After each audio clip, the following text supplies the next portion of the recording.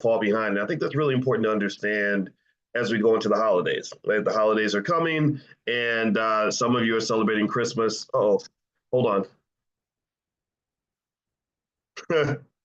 Okay, were you guys able to hear talking? Were y'all able to hear me?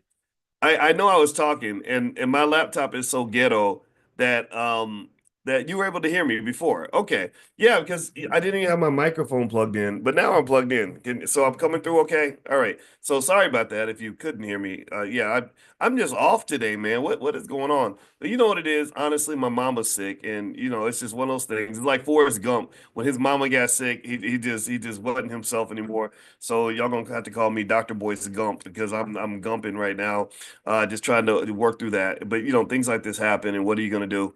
You just live your life to the fullest, and that's what we've been doing for a very long time. And I always talk about my mother a lot because I believe it or not, I told you all this. I actually thank my mother all the time for not choosing to terminate me when she was pregnant with me at the age of 17. And we've talked about this, so I'm not going to belabor this point. But I always say to her, when she thanks me for the things I do for her, like there's nothing that I wouldn't do for my mother, right? Just like any other kid, financially, especially all that stuff. It's easy, it's like whatever, what do you want, mama? And every time she thanks me profusely, as if I don't owe her my life, I just say, well, no, mama, I'm the return on your investment, right? I'm your retirement plan. And you were investing your whole life. You just may not have known that, but remember, you could have just got rid of me. You could have taken the easy way out, right? Which would have been okay. We just go to the clinic, get rid of this little baby, and everything's okay. But you chose a different path, maybe because you're spiritual and God told you to do something different. But I think I was a pretty good ROI. I think that being able to have me as a son, I'm a warrior for her. I'll fight for her. I'll do anything for her. And so really, I encourage you just to reiterate that we know our kids are an investment. Our kids are a blessing, and I think that when we think about our children, it's very unfortunate. This shows how short-sighted society is. Society is full of people that struggle financially because they didn't make any long-term decisions, right? This is, and I want you to process this. All investing in wealth is the ability to make long-term decisions, to make short-term sacrifices so you can get something long-term. Do you agree? Give me a yes if you can see what I'm saying here. This very simple idea. Really, really, and believe it or not, by me simply talking to you about delayed gratification, I'm giving you a large percentage of all investing is. All investing is looking down the road and saying, how do I sacrifice something now, put something to the side now so I can have more later? That's it. Delayed gratification is everything. And here's the thing, if you don't have the ability to delay gratification, you will have nothing. You will have nothing. Your life will be a series of moments, and eventually those moments get worse and worse because you didn't make any plan for the future, and life gets harder that way. And I just think about that even when I was in college. And I told you all how I almost got beat up by this Q dog one time. He was like 6'5", 250 pounds. He was a football player.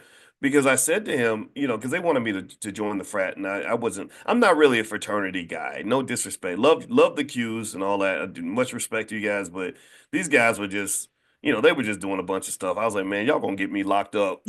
Like y'all just doing they were just doing way too much. Like literally sex trafficking on campus. I kid you not. I was like, man, I ain't touching none of that stuff. But one of the guys when he was very offended that I wasn't interested in joining his group is he got really mad and he kind of talked crazy about me, whatever. And you know me, my back stiffens up when I feel like somebody's trying to bully me.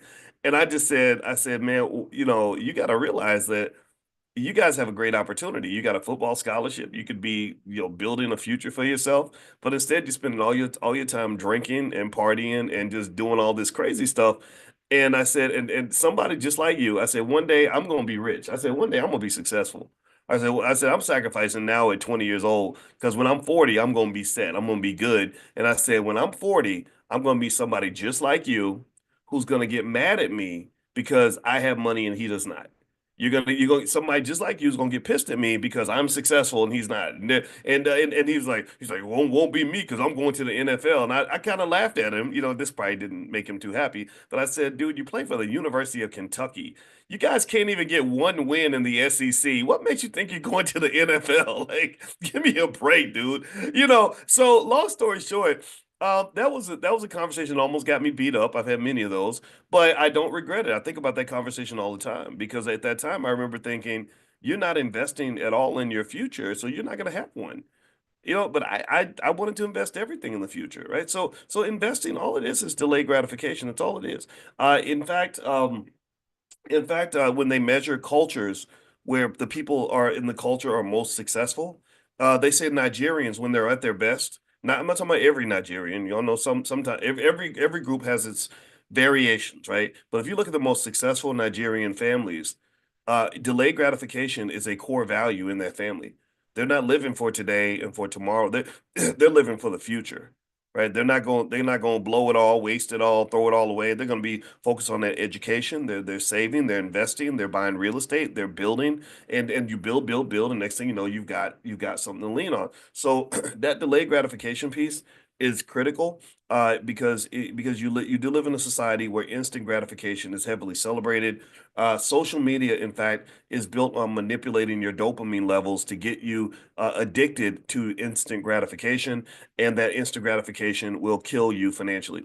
So I would encourage you to think about these things a little bit because if you look at most people that don't have any money, and I'm not making fun of anybody if you're in that category, I want you to change that. But most people that don't have any money, the way you can understand the present, you should look at almost like an episode of CSI.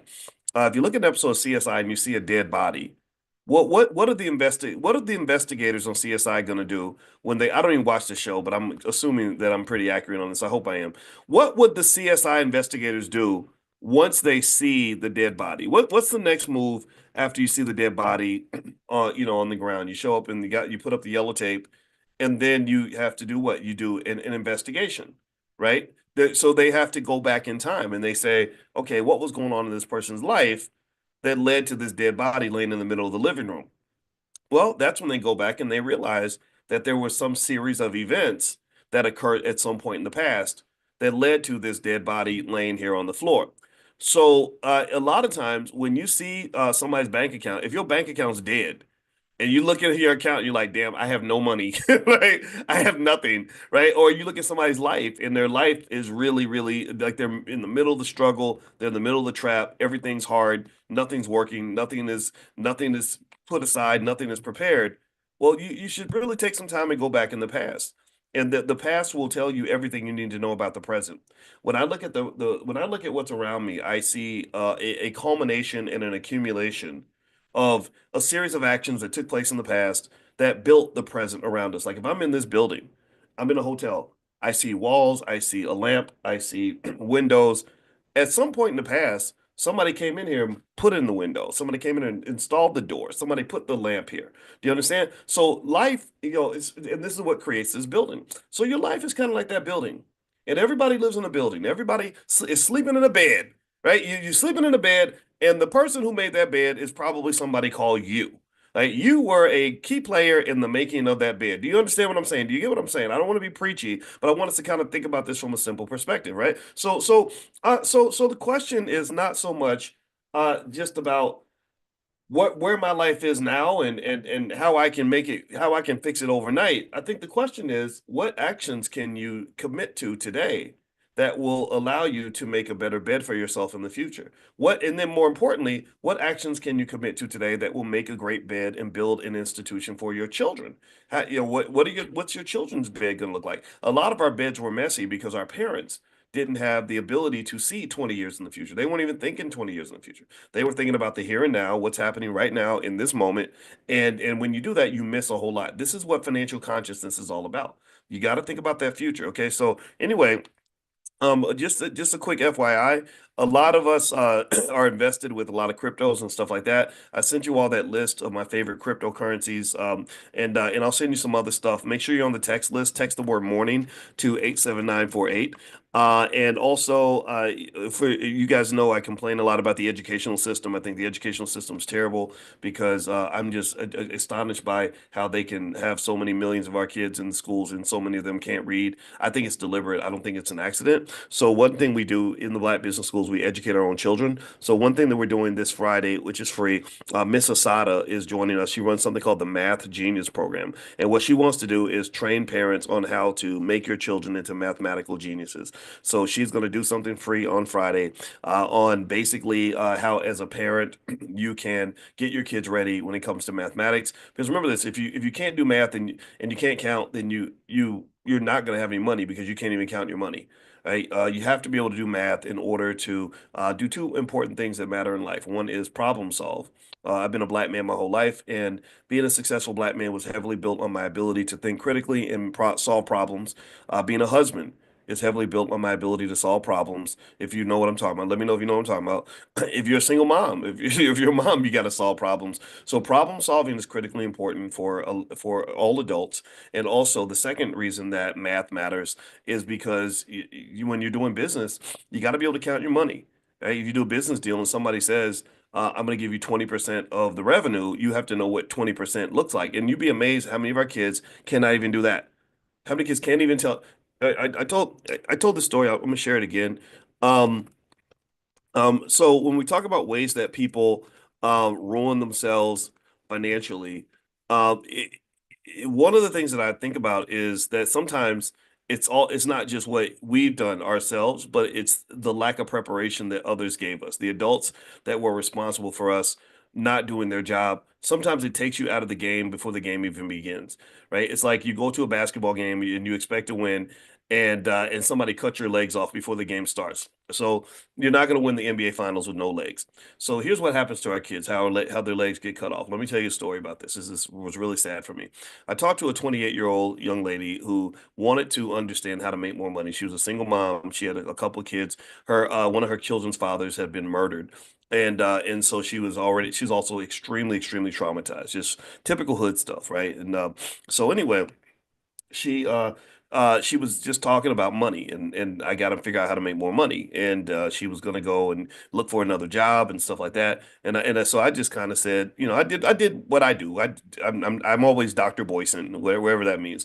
So I said, well, do you know there's a lot of other ways you can make more money? And she said, like how? I said, well, you're really good. You like to do people's hair, right? She said, yeah, I love it. I love it. I said, well, I noticed that a lot of people, as you told me, a lot of people come to your house to get their hair done. And that shows you're good at that. And you're probably good at makeup and nails and all that. Are you good with that? She said, yeah, I do that all day long. And I said, well, you could build a business off of that. Maybe you open up a hair salon and you have people that give you a cut of the money that they make in the salon or just whatever. We were just talking about that. And so we got to talk about business more, and I said, so let's say that you have a business deal. Let's say that you have somebody that is doing hair for you, and they give you 20% of the money, right? 20% of the revenue that comes in. So you run the business, they give you 20%, and you got so many people giving you 20%. And I said, so let's say that they make $1,000 and they give you 20% of that money. I said, how much money would that be from each person? And there was like complete silence, right? She didn't know what 20% of $1,000 was, right? Like answer me in the chat. What's 20% of $1,000? Can anybody tell me what that would be? $200, right? So I said, okay, well, let's make it easier. So I paused. I said, maybe I didn't explain it right. Maybe I wasn't communicating properly. So I said, so let's make it 10%. Let's do an easier number. So I said, what if they gave you 10%? And you got 10% of $1,000. What would that be? And she sat there, it was complete silence. And then she said, $500. Like she didn't know what 10% of $1,000 was. And she was almost 30 years old. And I know for a fact that she happened to attend one of the worst schools in her state. And the whole time they were passing her through school and giving her good grades and saying everything was okay. So what they're doing to our children in the public school system is absolutely criminal. It's criminal. It's a crime against humanity. That's what it's criminal. And so if you ever want to know, I love teachers. I know a lot of you are teachers. A lot of you are serving the educational system and serving the children in wonderful ways. And I commend you so much. Especially those teachers that have to be part-time social workers and, you buying food for the kids because they didn't get fed at home and clothes for them and all that. I get that. I love that. I respect that about you so much. I used to do that as a track coach. When I was a track coach, I had to do stuff like that. But I must tell you, I have very little sympathy When I live in Chicago, I have very little sympathy for like the teachers unions that want more money because I don't think money should ever go to a school where most of those kids can't read, can't write, can't do math. I'm sorry. Maybe there's got to be other, maybe again, I'm not sure there's enough blame to spread around. It takes a whole village to destroy a child. Right? It takes teamwork to ruin these kids that much. I mean, you got to really, really work hard to ruin millions of children in that way. That's a very hard thing to do.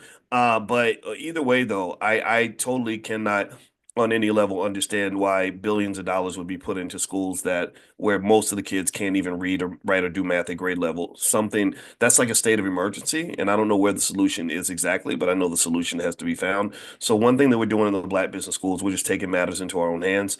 We do have people, educators that we are onboarding that can educate your children. So Miss Asada is one of those people. Her Math Genius program is very effective. She's extremely good at what she does. She's going to do her free event on Friday night at 8 o'clock, and it's for the parents. So she's not just teaching the students, she's teaching the teachers. So if you'd like to join that event, make sure you're on the text list. I'll send you guys a link where you can join. Text the word morning to the number 87948. So text morning to 87948 if you'd like to receive a link to join Miss Asada on Friday night. And I think you guys are going to benefit from that. So text that on your phone. You text it to that phone number. So you type in the number 87948, put the word morning in the text message, and you will get a link which you'll be notified. Okay. All right. So with that being said, let's talk about a couple more topics in terms of this Christmas shopping. This Christmas is coming up. Corporations are licking their chops. They are ready, ready, ready to take in all your money and really get you to buy a whole lot of stuff. And there's nothing wrong with shopping. Christmas shopping is fun. I'm a big fan of it. I love, just grabbing a little bit of money, going to the mall and balling out. I went to see Gladiator. Shout out to Denzel. He did a great job in that movie. It was really, really good.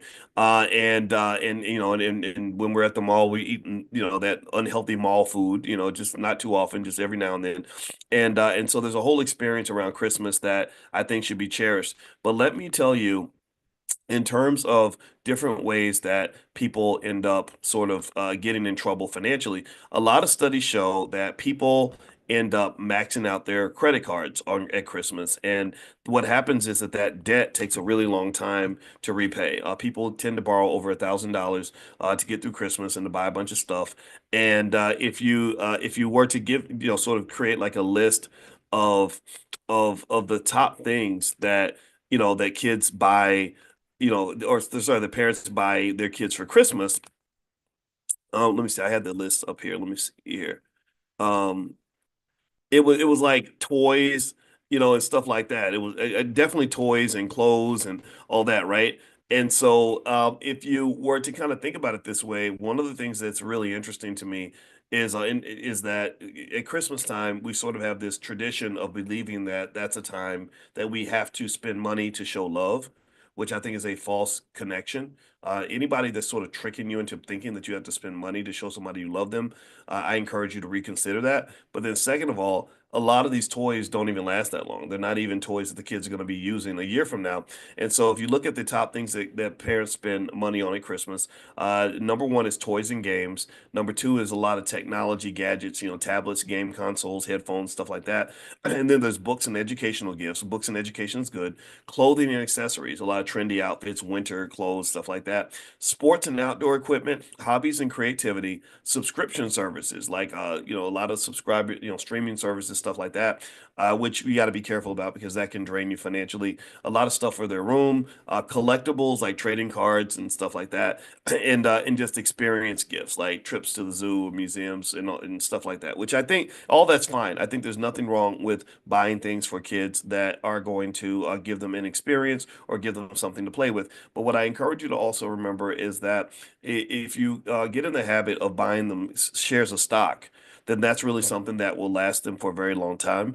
And also, if you think about it like this, if you go back 30 years, like how many of you right now are over the age of 30? Give me a yes in the chat if you're over the age of 30. I know some of you are young, and I'm glad you're here because I think young people need to hear this stuff as early as possible because that'll give you a head start. But a lot of you are over the age of 30, right? So I want you to just kind of realize like what would have happened in your life, how your life would be different if you had just one relative who said, every single birthday, every single Christmas, I'm gonna buy, my kid some shares of Apple stock or Nike stock. Like that's what I'm gonna do, right? So if I was to pull this up in the chart, right? If I was to look at the history of Apple stock, let me see what that looks like. Okay. And I just like Apple because I think Apple's an interesting company to me because Apple is a company that's made ridiculous amounts of money, but it's not like Apple snuck up on you. It's not like you didn't know about Apple and you thought Apple was going to be a failed company or it was some little tiny unknown little entity and then suddenly just kind of blew up on you. No, Apple's always been kind of big, right? Apple in the 90s, I remember my friends owning iMacs and stuff like that. I couldn't afford it. I didn't have that much money. But my homeboy used to have MacBooks and all that, and he used to do a lot of graphics and stuff. So if you look here, look at what look let's go back in time. I mean, we can't even it's hard to go back to the 90s because you see what look at how low those numbers are. Like Apple stock is $243. But look at it, let's go back to 1994, 30 years ago. It was 25 cents. 25 freaking cents, right? Now, I think this is an adjustment for stock splits and all that. But imagine if your grandma was like, I'm going to buy the baby $100 worth of Apple stock, right? And let's say, imagine if grandma just did that once. Like, imagine if grandma didn't love you that much. We all know that's a lie because grandmas, they love the hell out of you. But imagine if you just had the worst grandma in the world, and the only one thing she ever did for you that was nice was she took $100 of grandma money and bought $100 worth of Apple stock. That's 400 shares. 400 shares of Apple stock. So Apple stock now is trading at $243 a share. So let's say grandma had bought the 100 shares of 400 shares of Apple stock for 25 cents and put it in a vault and you didn't touch it until 2024. Well, that 400 shares, what would that be worth? Apple stock is now $243 a share. So let me see, that would be 24,000 times four. You'd have $100,000 right now. $100,000 in your bank account, liquid right now, that you could go and use for whatever you want. You could use it to quit your job. You could use it to start your business. If you decided you wanted to sell stock options and make, an extra 40, $50,000 a year in income, I could easily show you how to do that. We do that every day in the Prime program. It would be very easy for you to do whatever the hell you want if you just had one, if you were lucky enough to have one grandma who understood the basics of financial consciousness. One grandma who just said, "Let me go buy this baby $100 worth of stock because we're gonna spend $100 on the new Nintendo game, but I don't want to just do that. I want to spend $100 on the baby's future." Right now, then imagine if grandma had did that every year, just once a year.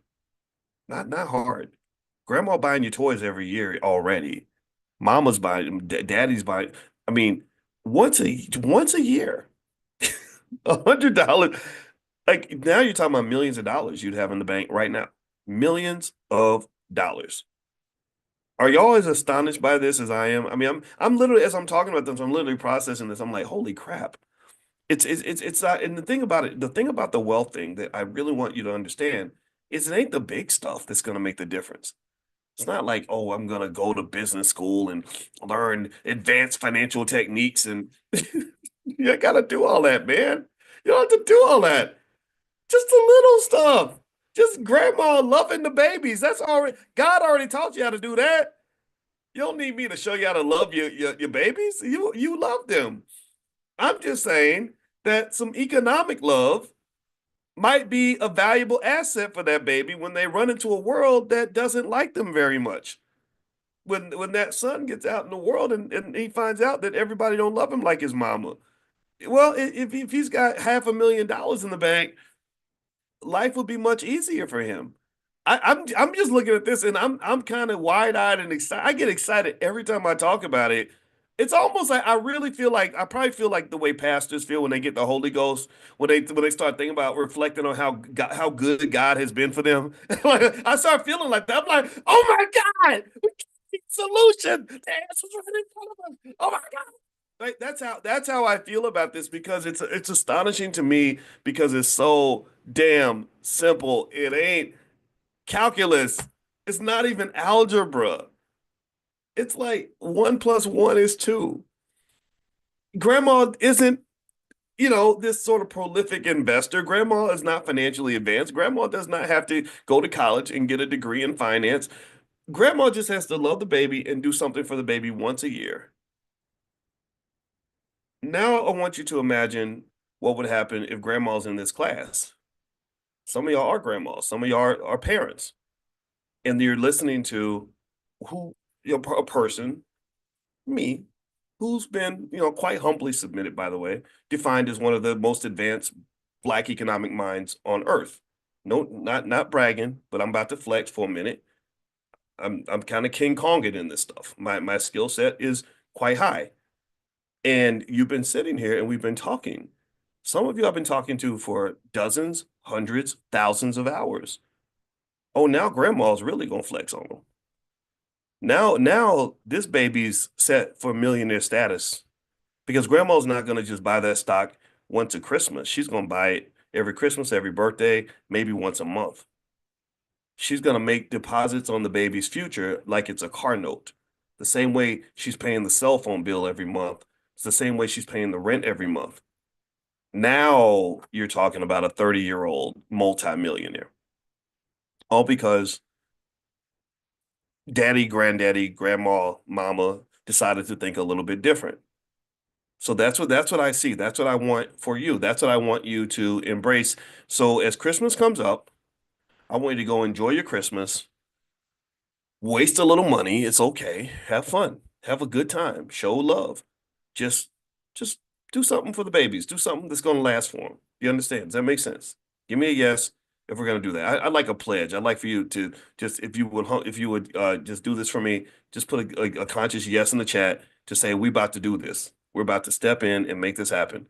If you don't know how to buy that first share of stock, there is a free training at blackwealthmasterplan.com, blackwealthmasterplan.com. It's incredibly straightforward. Most of you are already stock market investors. Most of you are already doing this on some level. I'm just kind of nudging you a little bit and saying, okay, Christmas is coming.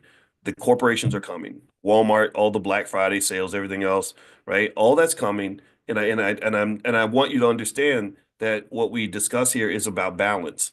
It's not about me making you feel guilty because you like to buy Starbucks coffee. It's not me telling you that you can't waste a little bit of money and enjoy your life. A lot of wealth is most wealth is non-financial. That's the first thing. And so a lot of times we think we're wasting money because we spent money on an experience. Well, that's a part of life. You should have good experiences. I mean, I'm sitting here just, like literally holding my tears every second of the day because my mama's dying, right? So you can't tell me that it's just about the money, right? Life ain't just about the money, but the money can be a great tool, a significant tool for the enhancement of all the other things in your life that money can't buy, right? Like I can't buy more time with my mother. Okay, so I got to end a little bit early. I'm so sorry, guys. I don't like to bring up. I got just me being honest, right?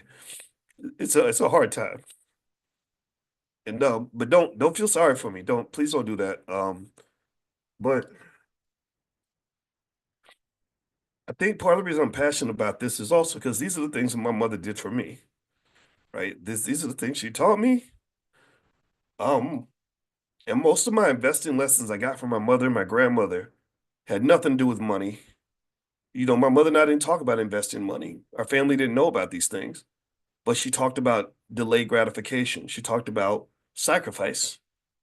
She talked about investing in education and hard work and doing the things today that are going to make you successful tomorrow. So, let's do this for our kids, okay? All right. Now, I'm gonna end this conversation early before I make a fool out of myself. I appreciate your support on this, and I hope you'll understand. Like this is a tough time for us. So, have a good day, everybody. I'm gonna let you guys go. I'll send you a text a little bit later. Tonight we're gonna do our Powernomics training at 8:30. Um, if you want to be invited, just be on the text list. I'll send you guys a link. We're gonna do this at 8:30. We're reading Dr. Claude Anderson books. So if you want to get on the text list, text the word morning to the phone number 87948. Text morning to 87948, and I'll send you guys a link. So thank you guys for hanging out with me today. And I'm sorry, I didn't mean to get emotional like this. It's a lot on my mind right now. So have a good day, everybody.